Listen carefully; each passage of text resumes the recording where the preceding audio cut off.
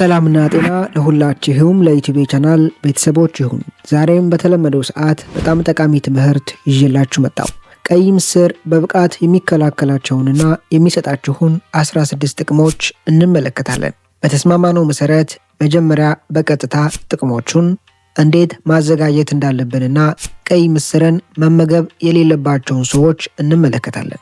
በመቀጠል እንዴትና በምን አይነት መልኩ እነዚህን ጥቅሞች እንደሚሰጠን ሳይንሳዊ እውነታዎችን እንዳስሳለን። ለቻናሌ አዲስ የሆናችሁ ሰዎች እኔ ዶክተር ዳን ይባላለሁ። ቻናሉን ሰብስክራይብ በማድረግ ከጎን ያለችውን የደውል ምልክት አንድ በመጫን በመለቃቸው ትምህርቶች የራስዎንና የቤተሰቡን ጤና እንዲጠብቁ ጋብዛችኋለሁ። ይህን ቪዲዮ ላይክ በማድረግ አብሮነታችሁን እንድታሳዩኝ፣ ሼር በማድረግ ደግሞ ሌሎችን አብረን እንድናስተምር በትህትና ጠይቃችኋለሁ። ቀይ ምስር የሚሰጠን ጥቅም 1.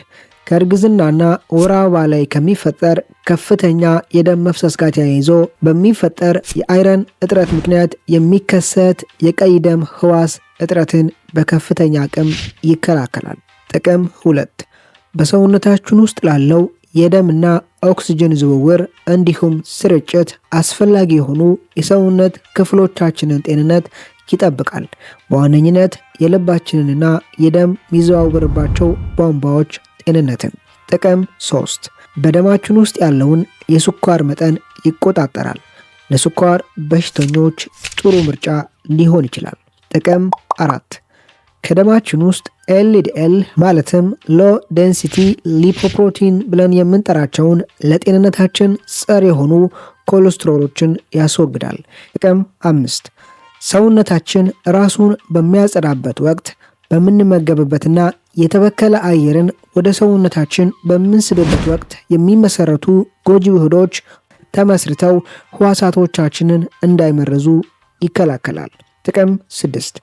ለአጥንት፣ ለጡንቻ፣ ለፀጉር፣ ለቆዳና ለጥፍር ጥንካሬ እንዲሁም እድገት አስፈላጊ የሆኑ ንጥረ ነገሮችን በውስጡ ይዟል። ጥቅም 7.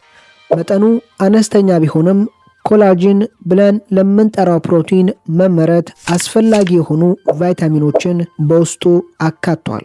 በዋነኝነት ቫይታሚን ሲ። ኮላጅን ብለን የምንጠራው ፕሮቲን ለሰውነታችን ሁለገብ ጥቅሞች ነው ያለው። ለቆዳ፣ ለፀጉርና ለጥፍር ጤንነት አስፈላጊ ከመሆን ጀምሮ ለመገጣጠሚያ፣ ለደም ቧንቧዎች ደጀን ነው። ጥቅም 8. ለምግብ መፈጨትና ለሆዲቃችን ጤንነት አስፈላጊ የሆኑ ባክቴሪያዎች ጤንነትን ይጠብቃል። ጥቅም 9. ክብደትን ለመቆጣጠር ይረዳል። ጥቅም 10. የሆድ ድርቀትን ይከላከላል። 11.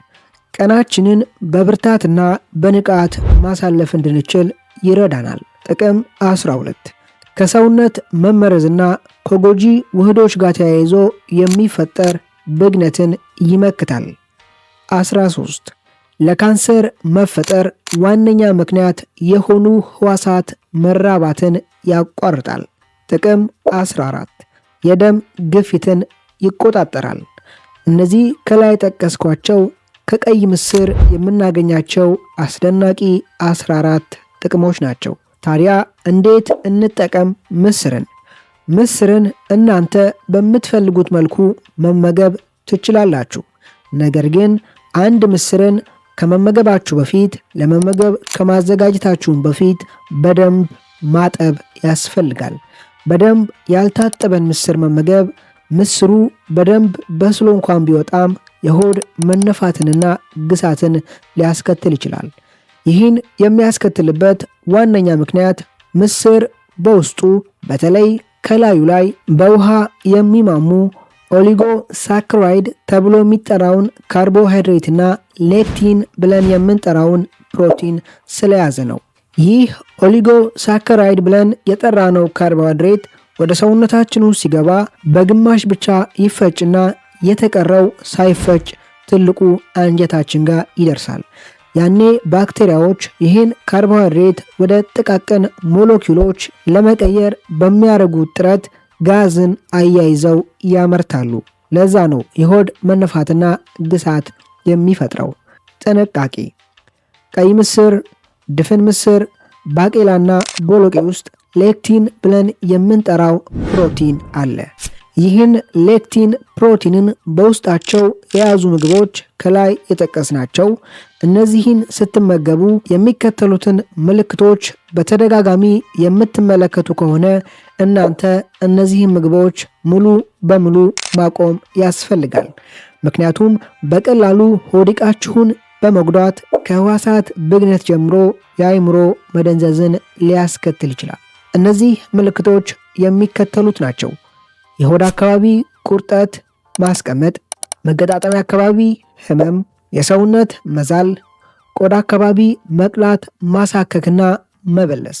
እነዚህ ምልክቶች የምትመለከቱ ከሆነ ቀይ ምስርን ብቻ ሳይሆን በውስጣቸው ሌክቲን ፕሮቲንን የያዙ ከላይ ጠቀስናቸው ምግቦች ማቆም ያስፈልጋል። ቀይ ምስርን ስትመገቡ ከላይ ጠቀስናቸውን ምልክቶች ማትመለከቱ ከሆነ እናንተ ቀይ ምስርን በመመገብ ከላይ ጠቀስኳቸውን አስደናቂ ጥቅሞች ማግኘት ትችላላችሁ። ቀይ ምስር ከላይ የጠቀስናቸውን አስደናቂ ጥቅሞች የሚሰጠን በሚከተሉት መንገዶችና ምክንያቶች ነው። አንደኛ፣ ቀይ ምስር በውስጡ ዳይትሪ ፋይበር ብለን የምንጠራቸውን በውሃ የሚማሙትንም የማይማሙትንም ፋይበሮች ይዟል። በውሃ የሚማሙ ፋይበሮች በውሃ ይማሙና ጄል የሚመስል ቅርጽን በመያዝ ኤልዲኤል ሎ ዴንሲቲ ሊፖፕሮቲን ብለን ከምንጠራው ኮሌስትሮል ጋር በመጣበቅ ወደ ደማችን ውስጥ ከመግባቱ በፊት ከሰውነታችን እንዲወገድ በማድረግ ሰውነታችን እንደገና እነዚህን ያጠራቀማቸውን ጎጂ ኮሌስትሮሎች መልሶ የሐሞት ጨውን ለማምረት እንዲያንቀሳቅሳቸው በማድረግ ከሰውነታችን ውስጥ ያስወግዳቸዋል። ሁለተኛ፣ ክዋስቲን እና ካምፍሮል ተብሎ የሚጠሩትን የፖሊፈነል ቤተሰብ የሆኑ ፍላቮኖይዶችን ይዟል። እነዚህ በዋነኝነት ለካንሰር መፈጠር፣ ለህዋሳት መሞት፣ ለሰውነት መመረዝና ብግነት ዋነኛ ምክንያት የሆኑ ኬሚካላዊ ለውጦችን ያቋርጣሉ። ሶስተኛ፣ ቀይ ምስር በውስጡ ፕሮቲንና ፋይበርን ይዟል።